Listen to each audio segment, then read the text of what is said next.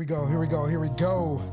Hey, man, you guys are now tuned in to Sports Industry Podcast, DJ Media, whichever one. Still trying to figure it out.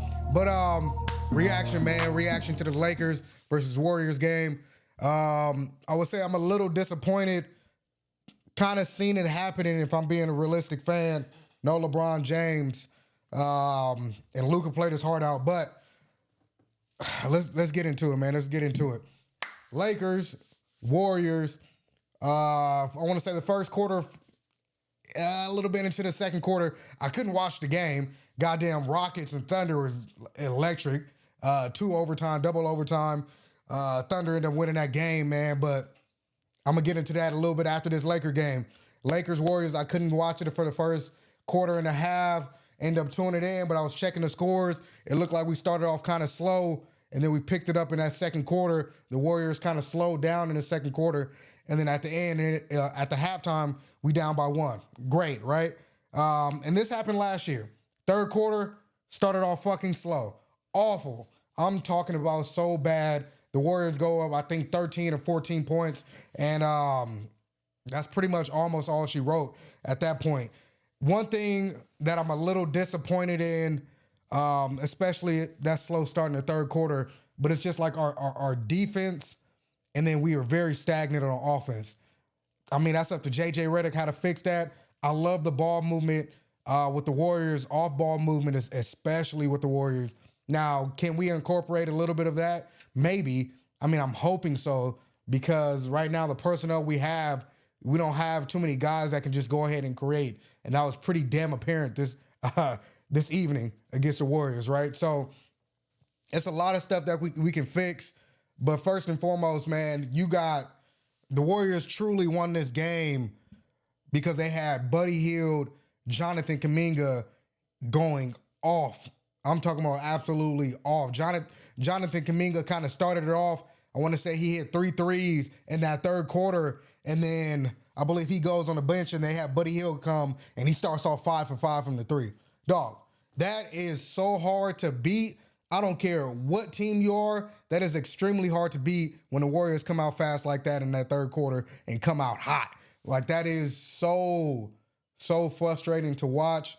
But if you're a Warriors fan, I know it's amazing. I know it's fucking a good feeling inside to have some of those dudes hit shots like that. I'm a little upset. Like, bro, we just can't let Buddy get hot. Like, I understand he's a role player, but he's a pretty damn good role player, which was pretty apparent in Game 7 last year. So he let me look at the stats right now. I want to say he ended up with 17. Let me see. Ended up with 17. I think he had like fucking 12 or 14 in that third quarter. Just absolutely insane third quarter by him. Kuminga ends up with 17.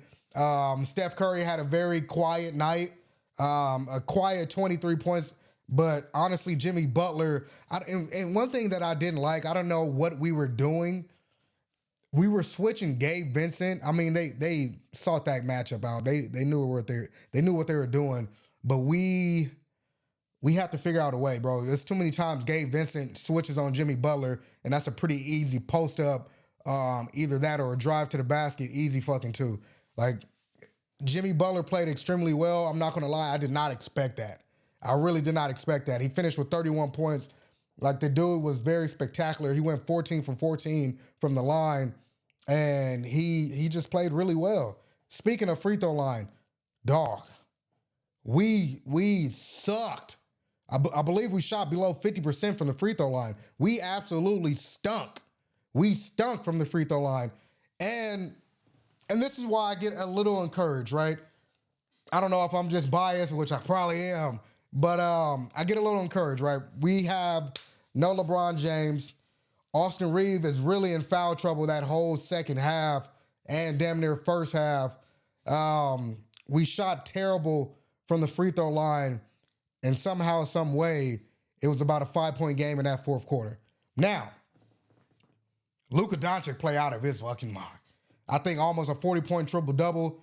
Absolutely amazing. He came out. His workouts, his slimmed down over the summer. was so apparent, not only on the offensive side of the ball, but definitely on the defensive side of the ball. He's able to move his feet. He's able to contest shots. There was one possession, which I believe was in the fourth quarter. Steph Curry has the ball on the left wing. He's dribbling. He's trying to get a little step back. Luka's right there, late contest. He misses the ball. Like, honestly, Luka played pretty damn fantastic. From a fan's point of view, for sure, he played amazing.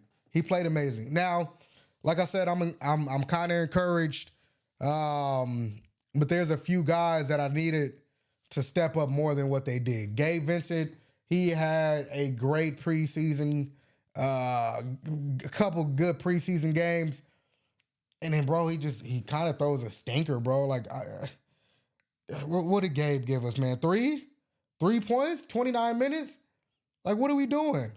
Like, honestly, what are we doing here, bro? Like, it's very frustrating to see a guy like that who you know is capable of being able to change a game, hit threes, defend. Even though he's a smaller statue, he's able to do all these things, but he just seems to not be able to do it right now. Like, I truly don't get it. It's frustrating, but, you know, it is what it is, man. It is what it is. Rui didn't have a really good game either, 9 points. Austin Reeves, like I said, he was in foul trouble. He ended up finishing with 26, 9, and 5. He played well late, especially with 5 fouls. Like, he actually played pretty good in that fourth quarter, but we needed that to be damn near that third quarter, right? Like, he had 12 at the half, but it was just something missing, right? It was something missing, and it was damn apparent in the third when our offense was very stagnant. But like I said, man, this is very quick reaction. There is stuff to be proud of, especially late in that fourth quarter. Our defense was actually good. Now, I don't know if it's because Buddy Hield was off the court. I don't know. But, like, honestly, our defense was good late in that fourth. That's how we were able to come back, make it a five-point game. But we just have to stop coming out at half, bro, so slow and so stagnant. That is a coaching thing, right? And then, honestly, what kind of upsets me, and hopefully he'll get better at this, if you see a team is going on a run and we're down by 7 or 8, bro, call the timeout. Like, JJ has to call a timeout. We end up getting down by 11 or 13, then he proceeds to call a timeout. At that point, it's late. You want to stop that. I remember we were making a run in that, I want to say, was it late or fourth quarter, making a run. We got it down to, I think, 10, and then Steve Kerr calls a timeout. He sees the momentum. He sees it, and he stops it with a timeout. That's something that I need JJ Redick to do, because when we are down by 7 or 8, bro, timeout. Get us organized, please. We need a bucket on the other end of the floor and get us organized on defense. Like, honestly, there's so many things that we can be better at. It's 1 of 82. No LeBron James. We won't have him until mid-November, which kind of sucks, because I'm going to the Laker game on the 2nd against the Heat. That would have been a great game with LeBron. Man. But it is what it is, man. I'm just going to enjoy my Lakers. Hopefully Luka and Austin Reeves play so I can really enjoy that game. But like I said, 1 of 82. Definitely a lot of things we can work on, but we have to start faster in the first and the third quarters, bro. Like, this year especially, we cannot come off slow in the beginning half of the season, especially with LeBron out. Dude, this West is loaded. This first night pretty much said why the West is loaded. Like, you got Houston, you got OKC, the defending champs, Warriors. Warriors look good. Honestly, they did look good. You know, of course, you got us, of course, but then you got Minnesota, Clippers, Denver. Like, Spurs may come out and be a eighth or ninth seed. Like, it's a loaded West, bro. We're stacked. And we cannot come out slow in the beginning half of the season. We cannot come out slow in the first quarter of games or in the third quarter at halftime, like coming out of halftime. We cannot start slow. And that's coaching. That's honestly coaching. So it is what it is. Like I said, there's a lot to like and there's a lot to dislike. 1 of 82. But we gonna keep it going, baby. We gonna keep it going. This is it right here. I'm still rocking with my Lakers. I always will, no matter what. And let's see how it goes, man. Let's see how it goes. Let's see how it goes. And that's it for man. Hey, that's it for me, man. I appreciate y'all for tuning in. This gonna be a consistent thing after the Lakers win or lose. I'm posting a video, and let's get it going, man. Thank you guys for tuning in to Sports Industry Podcast, DJ Media. Let's rock and roll, baby.